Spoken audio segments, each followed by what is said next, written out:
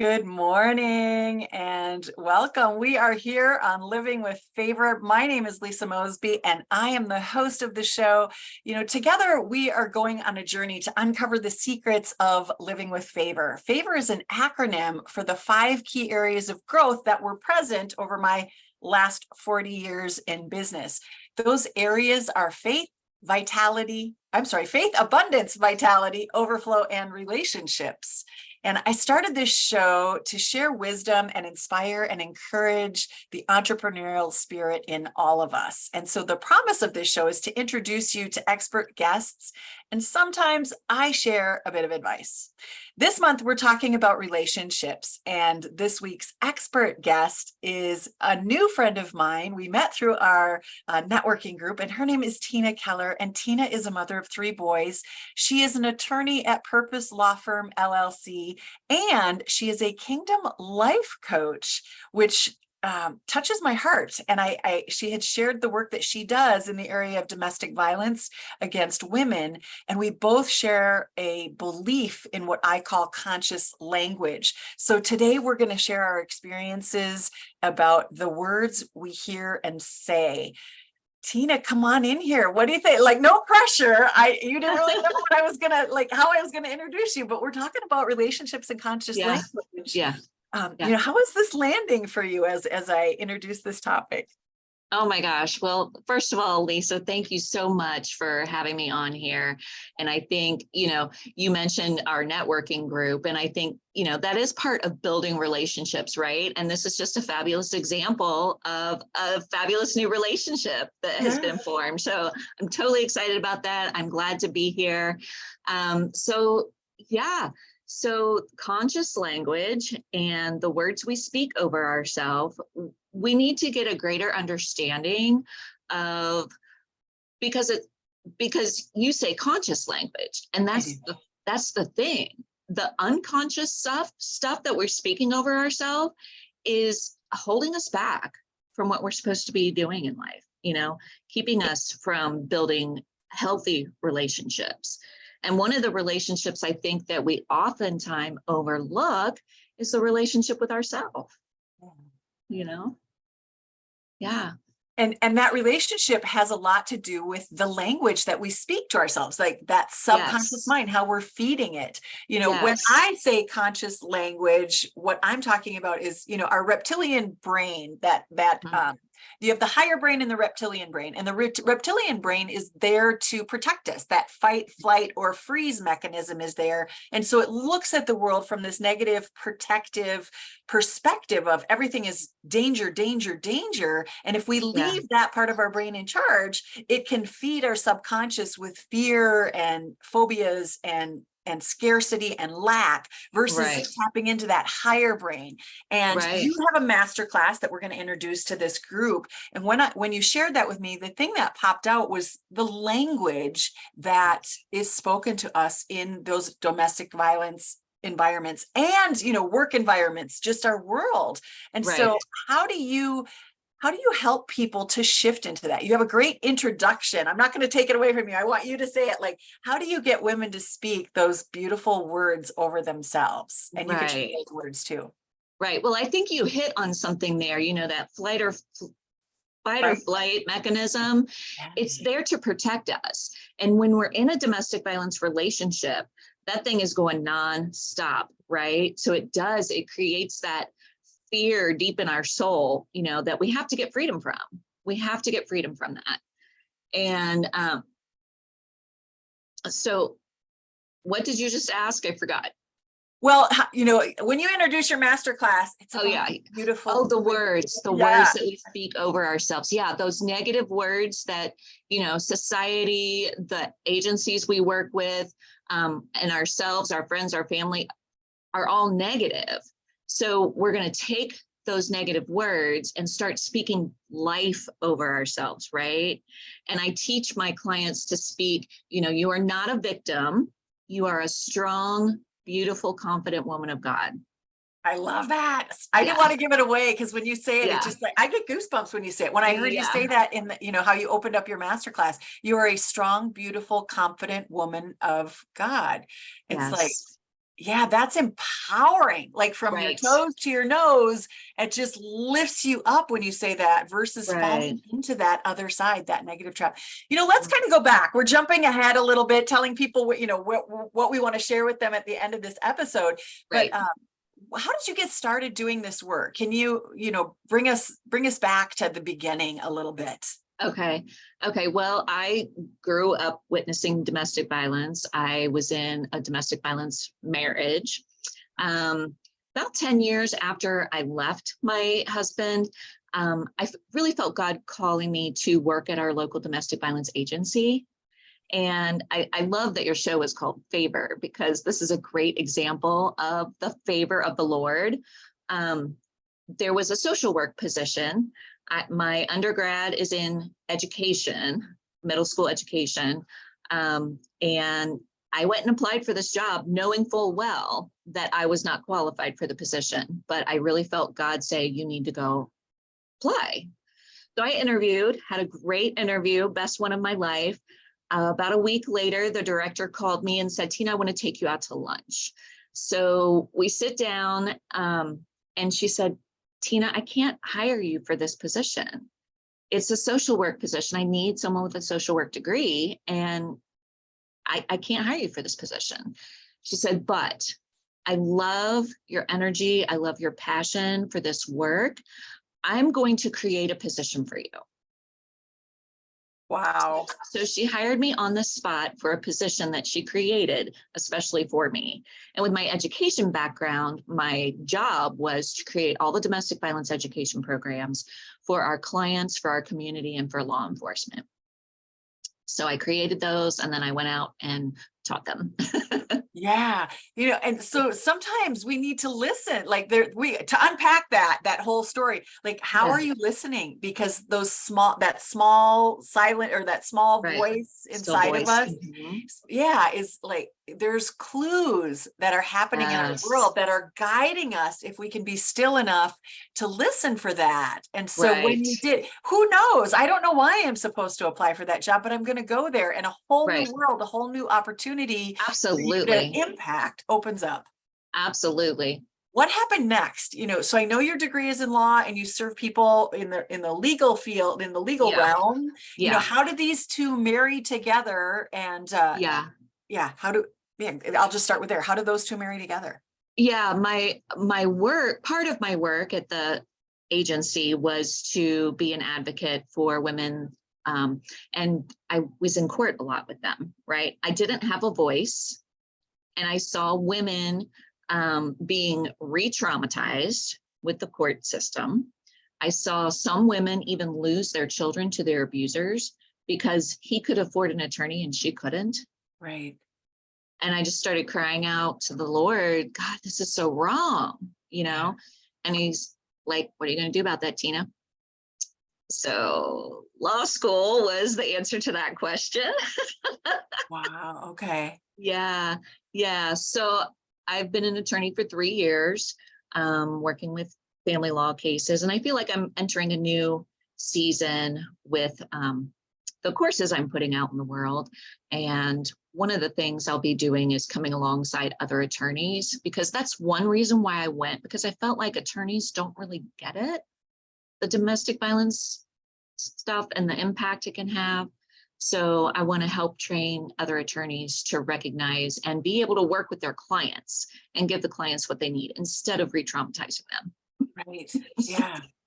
And then, are you still affiliated with the domestic violence place that you were working at before? Or is this all still part of that, or you collaborate with them now that I you're collaborate with them on certain projects? Yes, I don't work there. So yeah. Mm-hmm.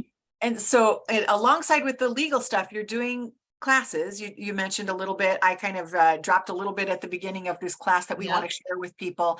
How do you see the impact of that? Why is that on your heart to do that? Because it takes energy and time to create all this stuff and put it together and, market it and get it out to people. And I know that you have a free one that you're offering to people. Yes. And, again, that a cost, you bear a cost to that, but there's an importance, there's a reason you're doing it. And that's what I want to know is like, how is this, coming from your heart? How is it? Yeah. So I mentioned, after my divorce and before I went to work at the agency, that was 10 years. It was a decade, and I felt stuck because I didn't recognize a whole lot because, he wasn't hitting me. It wasn't Right. physically abusive. So when I started working at the agency and I started creating those programs, I'm like, oh my gosh, he did that to me. He did that and that and that, right? And I really went through a healing process myself to get that freedom, right? And it's things I didn't even recognize. I mean, we can, call out and heal from the things that we understand and recognize, but when there's so much hidden things that keep us trapped, we need to explore those. And we're all here on this earth for a purpose, and if you're stuck in that cycle, if you're stuck in that negative conscious language, right? Yeah. You're never going to walk in all that God has for you. And I think that is the core of why I do what I do, because I want to help other women, get that freedom, that same freedom that I got, right? Yeah. And I want them to do it a lot faster than taking a decade before they even realize they need it, right? And, so that they can walk out their God-given purpose in life. Yeah. What are some of the we don't know what we don't know. So what are some of the questions that we should be asking ourselves? I mean, besides, am I safe? There's that physical violence. Sure. When I think of domestic violence, I think of the physical attributes, the physical side of it. But there's a whole lot more that you're talking about and expanding into, and it's the feeding of the mind and the tearing down of the self-confidence, self-esteem, and lacking empowerment, taking away your empowerment. So, what kind of questions should we be asking ourselves? What kind of conversations need to be happening in our own mind when we build that relationship with ourselves? What does that look like? Yeah, that's a great question. So I think, addressing verbal abuse is like key. That's the very first thing. You need to start asking yourself, not only what have other people spoken over me, but what am I speaking over myself? But then I feel it is important to take a look at, and write down what are some things, my ex-husband or my mother or whoever it is have spoken over me, and what things have I claimed as my own, Positive or negative? Yeah. Like I'm going to come into agreement with those negative things that you're speaking over me. That's us claiming those words for ourselves. What are those words? And then once we have those words down on paper, we can start writing the opposite. Okay. So, my mother called me stupid. No, I'm intelligent. I'm brilliant. I'm a genius. Right. Yeah. And turn those words around, but you have to get them on paper and look at them and call them out and replace them with the positive. I think that's key. It's a great place to start, and then when you think about coming out of domestic violence, and you're right, we do think physical violence is what domestic violence is, right? Sure. Yeah. And that's why it took me so long to recognize the full impact of the abuse I went through, because he wasn't hitting me, right? And I think probably 85% of the clients that I worked with, he wasn't hitting her. It's not physical. Yeah. So there's so much more emotional, psychological, verbal, financial abuse is actually the number one reason why women either stay or go back to an abusive relationship. And then what I was seeing in the court system is legal abuse. And then those are the types of abuse I cover in my program, but there's also technology abuse, there's spiritual abuse, any aspect of your life, can be abused. Yeah. Right. And so how do you identify it? Is it just I don't feel safe when it's physical? I mentioned that, but in these other areas, if you're only given an allowance and you don't have enough money and you don't have, can't do self-care, if you're not able to take care of yourself, if you're not able to, have girlfriends, I can see some of those pieces, but maybe it's not obvious. Women of a certain age, I'm a little bit older, and part of my age group was to find a partner that we weren't meant to be alone. And I don't know that we are meant to be alone. I'm not saying that, but you're like set on a path, go to college and find a husband kind of thing, or I don't know. There's these words that, generationally, our mothers were to get married and have children. And, some maybe were encouraged to have education, but some maybe not so much. It was, your job was in the home. And so there's these things that society speaks over us, and we think that that's okay. But maybe it's not violence, but it's moving in that direction of lacking fulfillment in your emotion, in your emotional life. So how do we identify? Like, are there some, you said writing it down was one of them. If you are just not feeling right in your relationships, how do you get help with that? Maybe it's not a violent situation, but it's not a fulfilling situation. What are some steps that people can actually take? Right. So we are not meant to be alone, right? We are made to be in relationship, right? Yeah. But we're not meant to be abused. And God absolutely does not want his daughters to be abused. And, I think how to recognize those things, sometimes you can't. That's what I learned as I was creating those domestic violence programs. I didn't know, So one thing I do with my my course is, first we have a little bit of that domestic violence education. So, I put it in a nutshell. This is what this type of abuse is. These are some things that maybe have happened. But then in order for us to get rid of it, I created a 4-square activity. So you really sit down and you spend time with the Lord, right? I think Holy Spirit, bringing him into this conversation is key, because he knows, he was there every step of the way, and something that you might not recognize, he'll be like, this incident, and he'll bring it to your memory. And then you can write that down and give it over to him, right? And again, replace it. A lot of forgiveness, that's key, right? Yeah. Not only forgiving other people, but forgiving ourselves. Because like I said before, when we claim those words for ourselves, that's something we need to forgive ourselves for too. Yeah, there's a lot of guilt and shame that might see how those would come into play here. Is like, we feel guilty, we made a bad decision, or we feel shame about our choices, and we stay stuck rather than getting help because of guilt and shame, or we'll go back because of guilt and shame. Yeah. Right. Yeah. Do you have any tips to share with people that are in these challenging situations? You mentioned financial. And so for me, part of the mission of this show is really to encourage entrepreneurship. I believe that women have their own income and have their own bank accounts and have their own resources. I found myself after divorce, 50 years old, and not having that. Like, I lost my partner, I lost my lover, my partner, my business, my home. I lost all of those things.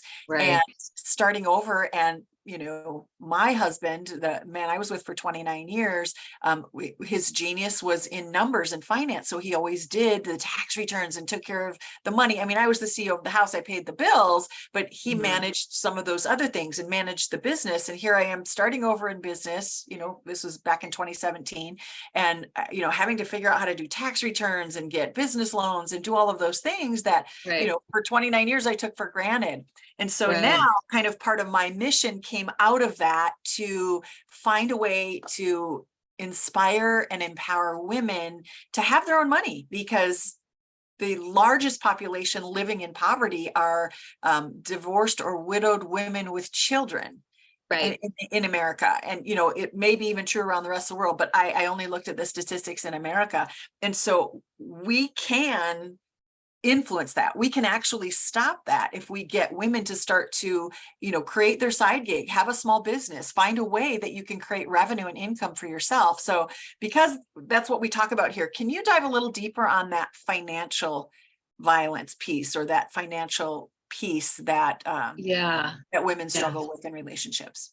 Yeah. And I think when you're in that type of relationship and you are being financially abused, and I think the statistic is 99% of domestic violence relationships include some level of financial abuse.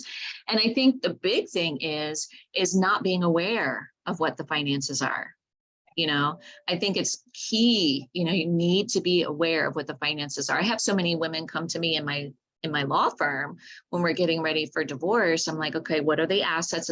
They have no idea. Yeah. They have no idea. So educate yourself about what's happening in the household, right? Be in partnership with your partner. Yes. That doesn't mean burying your head in the sand. Like, I'm not a numbers person. I'm more creative and like marketing and that. Right. And it's like, oh, I have this person that's just going to take care of it.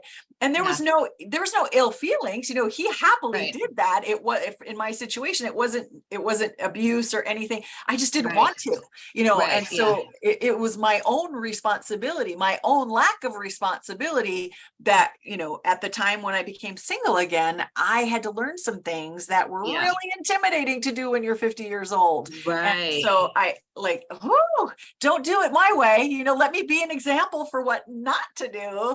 How do we get educated? Where do we start with that? There are tools available to us to learn about money.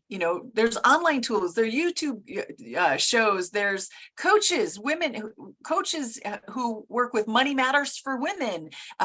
There's lots of resources, but if you don't know what you don't know, and if you've buried your head in the sand on any of these areas, maybe it's time to pull it out and say, hey, you know what? I need a little self-care in this area. I need a little empowerment. Yes, that's good. And, I think, we're talking about taking the negative and turning it positive. We all have our own feelings about COVID and that dark time in our country's history, right? But COVID did so much good for women and entrepreneurs in the online space, right? It exploded.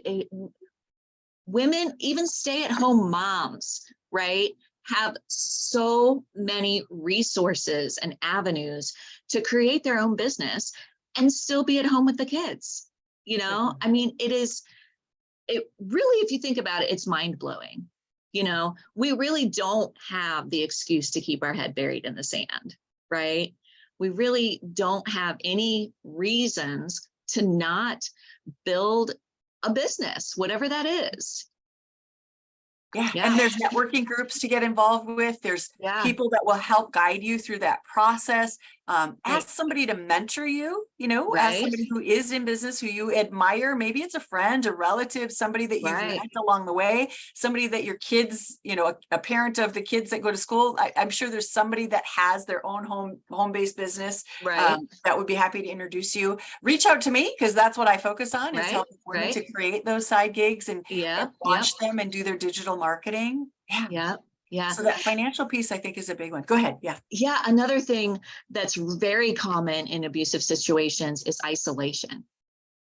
Right. And we're talking about relationships today, right? Yeah. So being isolated, all your relationships across the board have been damaged. So when you leave that relationship, you need to repair those relationships, but also, just like you're saying, go find some people to mentor you and get into a relationship with them, right? Because that's how we can grow.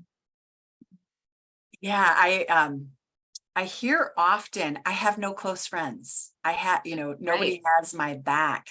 In fact, I worked with a client last week, and she was telling me how she made a list. She was going to a therapist, and I thought this was brilliant coming from a therapist. Make a list of those people that you could call at 2:00 in the morning if you needed somebody. Like, who is on that list for you? Who's got your back? If that list is empty, it's time to go make relationships. It's time to Right. go get in relationship with people that you can build trust around, people Right. that trust you, people that know, like, and trust you, and people that you get to know, like, and trust. Oftentimes it Right. might be family. I mean, my sister's absolutely at the top of the list. My brother's at the top of the list. My mom and dad have some health challenges, but they would be at the top of the list. We have a Right. really close-knit family. I have nieces and, former sister-in-laws, brother-in-law, former brother-in-laws. I do have a fairly long list of those people that if I needed them, they would be on a plane, they would be here, they would have my back. But Right. I meet a lot of people that don't have that same support system. And I think Right. when we don't have a support system, sometimes we stay stuck in environments Yes, that are unhealthy absolutely. for a longer period of time. So, Absolutely. any thoughts on how we can create and build that? Yeah, yeah. I want to talk about another list. I love your Oh, sure. list. So another list you need to have are, the top 5 people you're closest to is who you're going to be a reflection of. Okay. Right. Yeah. And God has taken me through this because I had some very negative people speaking into my life on that list. And I've had to take some people off that list and not allow them to have that negative impact on me anymore, and replace them with people that I know are going to be speaking life and positivity and be encouraging to me. Yeah. Because that's how how we can get past that. Yeah. Yeah. Finding our tribe. And so it doesn't Yes. mean, if those people are family or they're longtime friends, it doesn't mean that you need to kick them out of your life. You just Right. may control the time that you spend with them, creating Right. boundaries around the Exactly. conversation. If it takes a negative turn on the phone, it's like, you know what, something came up and I gotta go. Like, Right. cut it off. Right. Just stopping that constant negative input into the brain. Yes. If people aren't for you and they're more against you, we need to bless and release them, put them out to out to pasture a little bit, put them out a little bit further. Right. They're not somebody we need to be in touch with day to day, but check in with them Right. periodically, quarterly, annually. We can still love them from afar, but if they're Right. tearing us down and Right. keeping us from our purpose in life and from Yes. being the best that we can, we need to let them go. Tell us about your Whew. masterclass. We're almost That's out of good. time. This has been Oh, a great conversation. It goes so fast, doesn't it? yeah. Share a Yeah. little bit about the masterclass. Where do people get it or engaged with that, or how do they register? And then we'll wrap this up. Okay, well, I believe you are going to share in the show notes the link, and that is just a page it's going to come up. It's for the Proverbs 26:2 masterclass. We're going to dive into that verse because it really speaks to how we allow words to land on us and how to get freedom from the effects of that verbal abuse, the words spoken over us and the words that we've spoken over each other. So all you have to do is press the link, fill out that form, and then you're going to immediately get that masterclass delivered to your inbox. It's totally free. There's a workbook for you to print out. And then we'll be having a live Zoom sister time so we can talk and process. That's completely free too. And then where that will lead is my power from our Power After DV, which stands for Powerful Overcoming Women Engaging in Restoration. And that is where we're going to dive really deep into the different types of abuse and how to get total freedom. So the Proverbs 26:2 masterclass is how you can get started on your journey to freedom.